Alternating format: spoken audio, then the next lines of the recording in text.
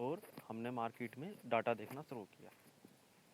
शुरुआती समय में जैसे कि हमारी 915 स्ट्रेटेजी होती है उसने वर्क नहीं किया, क्योंकि प्रॉपर रिजेक्शन प्रॉपर कुछ भी हमारा नहीं सेटअप बना। 915 स्ट्रेटेजी का गैप अप ओपनिंग हुई थी तो छोटा मोटा रिजेक्शन देखने के लिए हमने ट्रेड लेने की कोशिश की, लेकिन मार्केट ने रिजेक्शन लेकर के नीचे की तरफ नहीं आया, तो हमारा सेटअप फेल हो गया था 915 स्ट्रेटेजी का। हमारी जो ओवर डिकोडिंग थ्योरी है उसको हमने चालू किया कि हाँ चलो हम अब एनएससी का डाटा देखते हैं, अपना सेटअप बनेगा तो ट्रेड लेंगे, अदरवाइज इग्नोर करेंगे। तो जब मार्केट यहाँ पर डे लो के आसपास पहुँचा, यहाँ पर देखिएगा 5 मिनट टाइम फ्रेम चार्ट देख रहे हैं आप, तो यहाँ पर मार्केट आज के डे का लो नहीं ब्रेक कर पाई और इस कारण मार्केट लगातार पुट राइटिंग बढ़ रही थी और मार्केट 10 बजे के आसपास चल रहा था। तो हमने यहाँ पर देखा कि मार्केट लो नहीं ब्रेक कर पा रही है। एक पॉइंट ये हमारी ओवर डिकोडिंग थ्योरी से हमने पूरा ग्राफ चेक किया उसका अपने ओवाइस चार्ट का, तो यहाँ पर हमने देखा कि मार्केट में रिजेक्शन तो है ऊपर से, पर बाजार में राइटर नहीं बढ़ रहे हैं कॉल के। इसकी उपेक्षा, इसकी तुलना में मार्केट में पुट राइटर हैविली इंक्रीजिंग थे ऊपर की तरफ, मतलब कि मार्केट को बुलिश मूवमेंट दिखाने के लिए अग्रसर थे। तो इसलिए बाजार में हमने यहाँ पर 19,760 दैट इज साइकोलॉजिकल लेवल, यहाँ से हमने कॉल की एंट्री इनिशिएट करने की कोशिश की। यदि मार्केट नीचे भी जाता तो कहाँ तक जाता, 19,720 और कल की क्लोजिंग 19,680 के आसपास जाता। लेकिन देखेगा बाजार जो है, जो जिसको भी ये दिख रहा था कि बाजार में इस गैप को पूरा करेगा, तो वो सब इसमें ट्रैप हुए, क्योंकि मार्केट ये ट्रैप बनाता है। मार्केट ने यहाँ पर सबको पुट में बैठाया, मार्केट ने एक एम पैटर्न का फॉर्मेशन भी किया, बड़ा सा एम बनाया, पर देखिएगा बाजार जो है पूरा का पूरा अपोजिट चलता है according to operator. So operator क्या सोच रहा था, हम वही देख रहे थे ओआई डिकोडिंग थ्योरी में।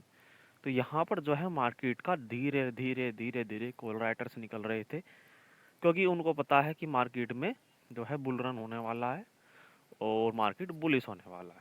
हमारी थ्योरी प्रॉपर वर्क करती है और यहाँ पर हमने 19,840 तक का टारगेट देखने की कोशिश की, पर 19,830 का ही हाई लगाया बाजार ने।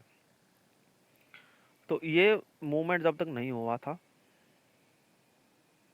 हमने यहाँ पर एक कॉल की एंट्री बनाई। मार्केट कई बार हमको डराता रहा, दिखाता रहा कि हाँ मार्केट गिर सकता है, और लगातार देखते रहे हम कि हाँ मार्केट में पुट राइटिंग अच्छी खासी है। तो हमने जब मार्केट 19,820 के आसपास ये हैवी प्रेशर वाली कैंडल बनी, अच्छी खासी बुलिश कैंडल बनी, तो 820 के आसपास ही उसको बुक किया था कि मार्केट 19,800 के ऊपर नहीं जाने का, ज़्यादा से ज़्यादा 840 जाएगा। तो 19,830 तक गया, पर मार्केट गया बहुत ही देर में, बहुत ज़्यादा देर में गया। बहुत ज़्यादा मार्केट ने पेशेंस को टेस्ट किया सभी के, पुट में सबको बैठाया। जब उनका एसएल ऊपर ही था, 19,780 790 के अबोव ही था, 800 पर भी किसी ने एसएल लगा रखा होगा, तो उसका भी एसएल मार्केट ने ले लिया जब, और 830 तक का हाई लगाया और तुरंत पुट का प्राइस कम हुआ, क्योंकि हाईली बुलिश कैंडल बनी है, 3 एसएल हंटिंग कैंडल हुई, ऑपरेटर की कैंडल है ये। तो फिर मार्केट में देखिएगा कॉल का प्राइस हाईली बढ़ चुका था, कॉल के बायर को अच्छा खासा प्रॉफिट हुआ और पुट के जो बायर हैं उन्होंने अपना लॉस बुक किया। कॉल राइटर्स यहाँ पर निकल चुके, क्योंकि उनको भी लॉस हुआ, और यदि कोई एवरेजिंग करता भी है तो 19,800 के ऊपर जाकर मार्केट में एवरेजिंग की। ज़्यादातर राइटर्स जो है प्रॉफिट में ही होते हैं, क्योंकि प्रीमियम डीके भी हो चुका था काफ़ी, और उनको प्रीमियम्स अच्छा खासा बढ़ा हुआ मिल रहा था। तो बढ़ा हुए प्राइस को कम करने में ऑपरेटर या राइटर्स अच्छा खासा वहाँ पर अपना इंटरेस्ट दिखाते हैं। ये मैंने प्रीमियम्स के काफ़ी बार मूवमेंट में देखा है कि जब प्रीमियम्स बढ़ जाते हैं तो वहाँ पर वो राइटिंग करते हैं अच्छी खासी वॉल्यूम से, अच्छी खासी क्वांटिटी से।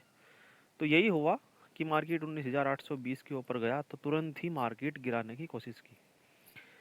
तो जो बायर होते हैं, बायर इस रिटेस्ट के पास आए, क्योंकि ये डे हाई था और मार्केट यहाँ पर रिटेस्ट कर रहा था, तो यहाँ पर कुछ बायर्स ने एंट्री की। मार्केट काफ़ी देर तक यहीं पर ही टहला, आई थिंक 12:30 के बाद की बात है, 12:35 से लेकर के पूरे 13, मतलब कि 1 बजे तक ये 25 मिनट तक मार्केट ने कॉल बायर को बैठाया कि हाँ चलिए यहाँ से मार्केट को बुलिश देख सकते हैं। फिर एक ही झटके में उनका भी एसएल लेकर बाजार चला गया, लेकिन हमने कोई भी ट्रेड नहीं बनाया। बाद में हमने यहाँ पर एक स्कैल्प किया था कॉल साइड में, क्योंकि दोबारा से बाजार यहाँ पर आया नीचे 19,770-72 से, और 19,810-12 तक वो बाजार अच्छा खासा गया। फिर मार्केट में राइटिंग अच्छी खासी बढ़ती रही क्योंकि कोल का प्राइस बढ़ रहा था। आप बिल्कुल ऑपरेटर माइंडसेट से देखिएगा, आपको बहुत अच्छे से बाजार दिखेगा। जब आप प्रॉफिट को देखोगे तब बाजार में जो है आप लॉस करोगे। अपना प्रॉफिट को देखने के बजाय मार्केट को जज करना सीखिए कि ऑपरेटर किस तरह राइटिंग, किस तरह पुट राइटिंग, मतलब किस साइड अपनी पोजीशन ज़्यादा बढ़ाएगा, किस साइड पोजीशन घटाएगा।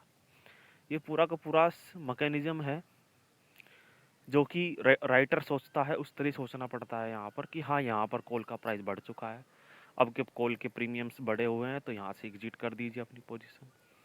अब पुट के प्रीमियम्स बढ़े हुए हैं तो अपनी पुट की पोजीशंस को एग्जिट कर दीजिए। बायर्स को सोचना है राइटर के दिमाग से कि हाँ अब यहाँ से पुट की एंट्री लेनी है टॉप से, अब ये बॉटम लगा चुका है बाजार, अब बॉटम से लेना है कॉल का प्रीमियम्स, कॉल लेनी है। आप प्रॉपर देखिए कि हाँ बाजार ट्रैप बनाता है, इस ट्रैप से कैसे बचना है, क्योंकि इस ट्रैप से यदि आप बचेंगे कि नहीं, आपको दिखता रहेगा कि हाँ प्रीमियम्स बढ़ रहे हैं, अच्छे खासे बढ़ रहे हैं, और तुरंत आपने एंट्री ली और तुरंत मार्केट उसके अगेंस्ट चला गया। ये अगेंस्ट इसलिए ही जाता है, बहुत ही ज़्यादा डिफ़िकल्ट है यदि देखा जाए, क्योंकि हर कोई ट्रेडिंग किया करता यदि ये इजी होता।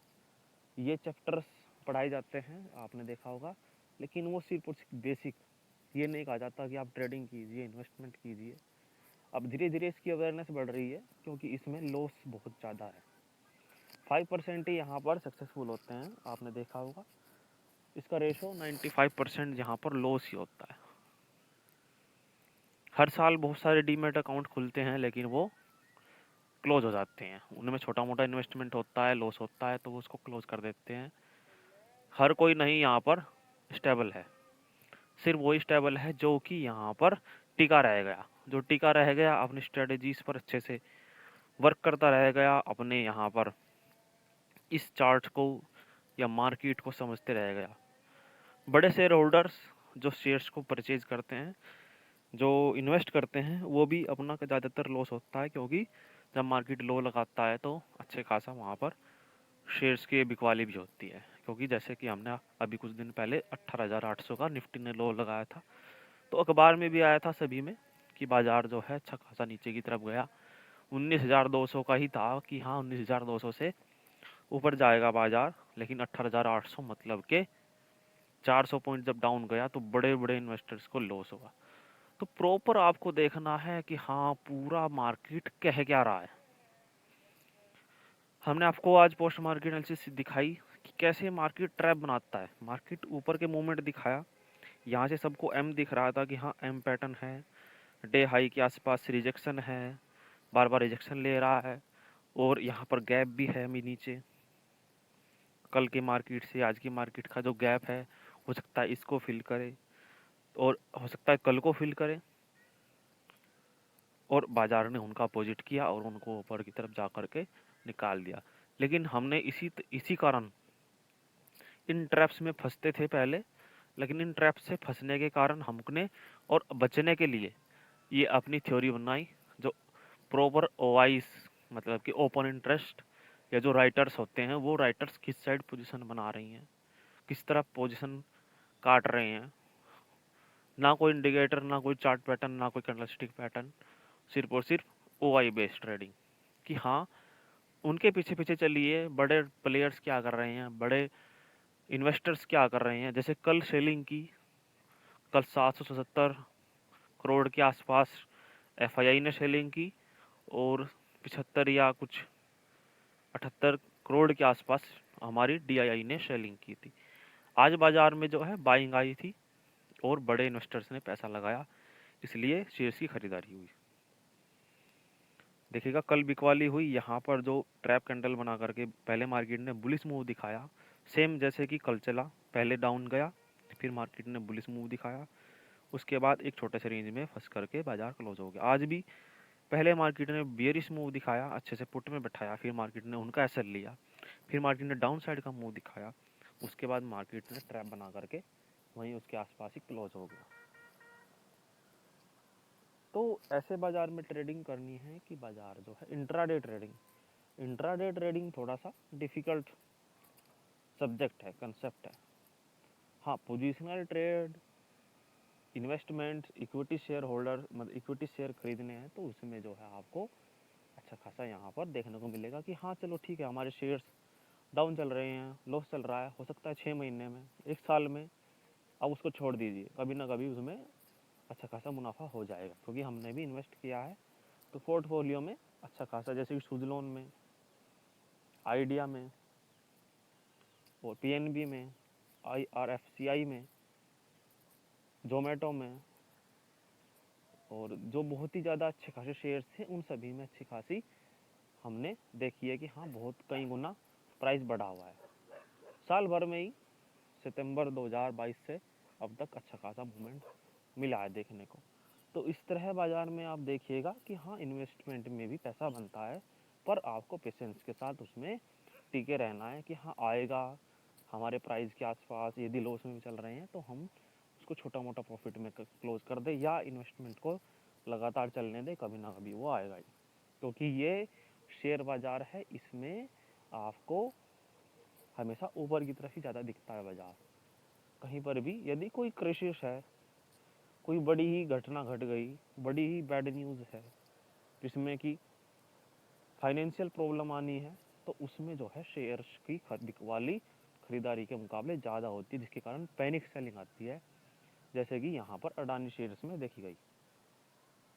मात्र 3 या 4 दिनों में हिंडनबर्ग न्यूज़ के कारण जो है बड़ा सा फॉल देखने को मिला था और बड़े बड़े इन्वेस्टर को उसमें लॉस भी हुआ था।